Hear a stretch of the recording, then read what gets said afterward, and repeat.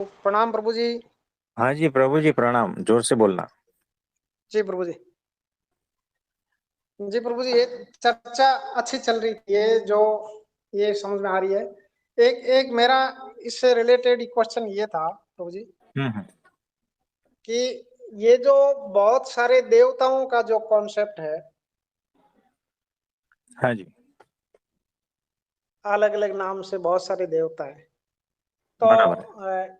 इसके संबंध में एक सवाल मेरा ये था कि एक संत के बारे में, मतलब एक संत से किसी ने पूछा हम्म। कि भाई आप कौन से देवता को मानते हो और किसकी पूजा करते हो। हम्म। उन्होंने जवाब दिया कि मैं किसी जाए हुए जन्मे हुए देवता को नहीं मानता, जिसने शरीर धारण किया मैं उसको नहीं मानता। बराबर। मैं उसकी पूजा करता हूँ जिसके कोई माँ बाप नहीं है, जिसका कोई शरीर नहीं है, और जो सब जगह व्याप्त है, सब में व्याप्त है। बराबर है। और साथ ही उन्होंने अलग अलग जगह अपनी शब्दवाणी में यह भी कहा कि भाई गुरु का महत्व उन्होंने बहुत ज्यादा बताया, और हाँ गुरु जी। का ही ध्यान करना और गुरु को ही मानना, गुरु को ही जपना। बराबर।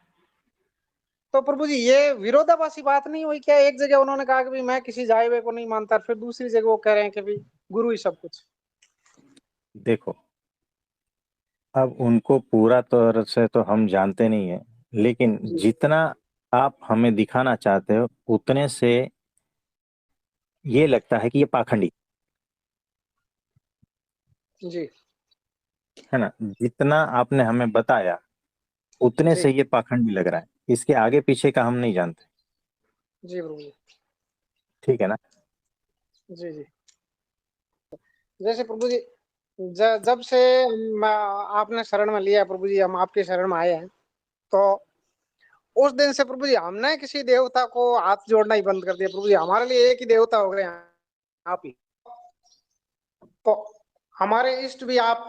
हमने मैंने किसी को नमस्कार भी नहीं किया उसके बाद। पहले चाहे कितने सारे देवता थे, इनको मंदिर में जाते थे, मानते थे, तो उस दिन के बाद मैंने तो प्रभु जी किसी को प्रणाम, या ये बहुत सारे देवताओं को, मतलब मेरी पता नहीं मन में क्यों हुआ कि भाई बहुत सारे देवता क्यों, वो किसी समय में वो भी किसी के गुरु थे या किसी ने मान लिया होगा, तो अब मैं उन सबको क्यों मानूं? मैं उन देवताओं की भीड़ को क्यों मानूं? ये तो आपकी बात एकदम परफेक्ट है। क्यों? पता है कि यहाँ पर तो देखो, मैं है, मतलब जितने मनुष्य है ना जी प्रभु जी। उससे कई गुना अधिक देवी देवता हैं। ये जो कह रहे हैं ना 33 करोड़, तो उस जी जमाने में 33 करोड़ मनुष्य रहे होंगे, इसीलिए कह रहा कि हर जी मनुष्य प्रभु का यहाँ एक देवता जी प्रभु जी, एक से है अधिक। ना। हाँ, एक से अधिक हर मनुष्य का यहाँ पर है। अब मैं है संत बन गया और मेरा कोई इष्ट देव ऐसा बना लिया, ठीक है, उसकी एक मूर्ति बना ली, उसका एक ढांचा बना लिया, और ये मेरे देवता, ठीक है। अब जी जो है उसके पीछे जितने लोग हैं वो पड़ गए।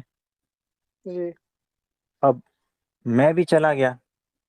अब जी उससे क्या उखाड़ लोगे बताओ? वो जी मूर्ति प्रभु से क्या उखाड़ लोगे? आपके भीतर जी कौन सा परिवर्तन हो जाएगा? आपके कौन से दोष हट जाएंगे? आपको जो है ज्ञान कौन सा हो जाएगा उससे? ये तो थोड़ा जी सोचना चाहिए ना। जी तो प्रभु जी, यही बात मैं यहाँ पूछना चाह पर रहा था अनंत, जैसे। हाँ, अनंत आकार है। जितने आकार है उतने देवी देवता समझ लो। हाँ लेकिन उन आकारों का करोगे क्या? जी प्रभु जी, सही बात। है ना। हमें ऐसा आकार चाहिए, ऐसी आकृति चाहिए जो हमारे भीतर से दोष हटा दे, जो जी। हमें अपने शुद्ध स्वरूप से मिला दे। बस ऐसी आकृति चाहिए। हाँ हाँ। चाहे वो पेड़ होगा ना तो भी चलेगा, जी प्रभु। है ना। हम्म। तो वैसा है यहाँ पर। तो जो हमारी भाषा में बात करता है, जीवंत हाँ। है ना, हम तो उसी को ही मानते हैं। तो हमें भी ऐसी प्रभु जी प्रेरणा हुई कि उस दिन के बाद में हमें हमें कहीं कोई मंदिर जाना या किसी के आगे और के आगे सिर झुकाना, ये अब जैसे एक प्रभु जी मुझे कंफ्यूजन हुआ। एक दिन आप सनत भाई जी की वो महादेव जी की पूजा करवा रहे थे, हम्म। तो फिर मुझे ये क्वेश्चन हुआ कि हमारे गुरुदेव किसी और महादेव, इनसे बड़े महादेव कौन है जो ये पूजा करवा रहे हैं, और फिर सनत भाई भी कौन महादेव की पूजा कर रहे हैं, ये दूसरे महादेव कहाँ से आ गए फिर? नहीं, वो महादेव की पूजा नहीं करवा रहे थे, वो स्वामीनारायण भगवान जो नीलकंठ वर्णी जी जो है ना, उनकी। अच्छा। तो वो जो है मतलब वो प्रत्यक्ष रूप में हमारे गुरु जी के रूप में है, प्रकट अच्छा। रूप में, है ना, जी वो जीवंत है। जी प्रभु जी। तो ये प्रतीक रूप से ये करते हैं और कुछ नहीं। तो यहाँ पर जो है वो सिद्धांत में बदलाव नहीं हो रहा है ना। हम्म। इस- इसीलिए अगर वो प्रत्यक्ष नहीं मैंने वो होता ना, तो महादेव शिव का मेरे समझ लिए लिया। उसका कोई महत्व नहीं होता, जी प्रभु जी। है ना। अगर वो प्रत्यक्ष जिंदा नहीं होता तो मेरे लिए कोई महत्व नहीं होता उसका। जी जी। मुझे एक बात बताओ, जी बहुत ठंड का मौसम है ना, जी। और वहां पर एक जगह पे राख का ढेर पड़ा है। वो राख का ढेर, और उससे जो है 100 कदम दूर दूसरा एक अग्नि जल रहा है। आप ठंड को भगाने के लिए राख के ढेर के पास बैठोगे या जहां अग्नि जल रहा है वहां पर बैठोगे? जी प्रभु जी, जो जीवंत अग्नि जो जहाँ जल रही है वहीं बैठेंगे। तब तो बात वहीं खत्म आएगी, हो गई। जो बुझ गया वहाँ क्या मिलना। तो जो संत हो गए, जो बड़े बड़े महान भक्त हो गए, जो अवतार पुरुष हो गए, वो राख के ढेर समान है, याद रखना। मेरे लिए राख के ढेर समान है। जी प्रभु जी, आपके लिए तो हमारे उससे लिए मेरी भी। आग बुझी, उससे मेरी ठंड भागेगी नहीं। हम्म। मैं तो जहां पर इस वक्त अग्नि जल रहा है ना, वहां जाऊंगा तो ही मेरी ठंड उड़ेगी, जी प्रभु जी। है ना। वहीं पर मुझे शांति मिलेगी।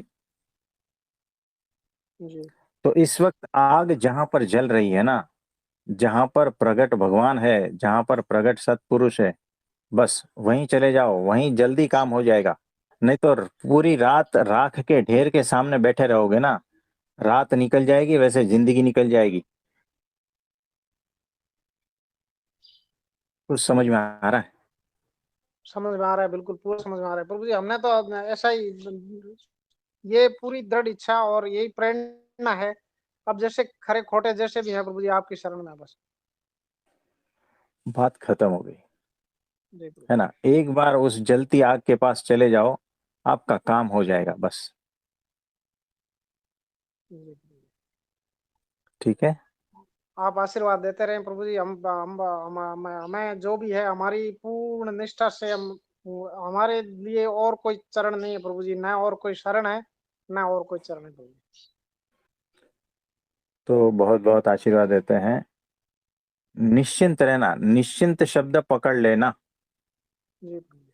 हमने जो कहा ना, निश्चिंत रहना, बस इसको बैठा दो, ये जीवन मंत्र बन गया। जी प्रभु जी, निश्चिंत निश्चिंत ही यानी हैं प्रभु कोई, जी, बस हाँ, आपके पास कोई हम इस चिंता बात से नहीं करना, पूरे निश्चिंत है प्रभु जी। बस बात बन गई। ठीक है। जी प्रभु जी, धन्यवाद। हाँ जी, हाँ जी।